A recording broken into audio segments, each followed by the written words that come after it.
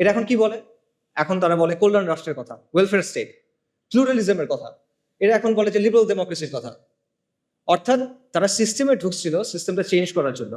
সিস্টেমের জায়গায় আছে, তারা চেঞ্জ হয়ে গেছে।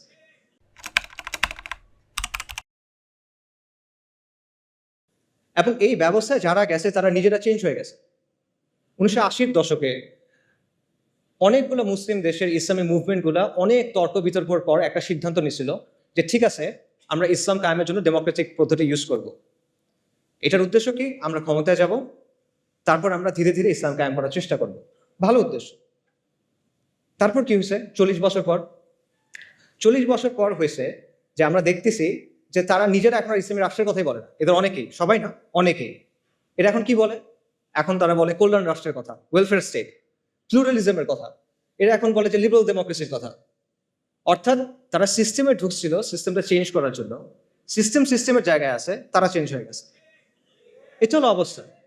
তো সংস্কারের মধ্য দিয়ে আসলে এইভাবে এই পরিবর্তন সম্ভব না।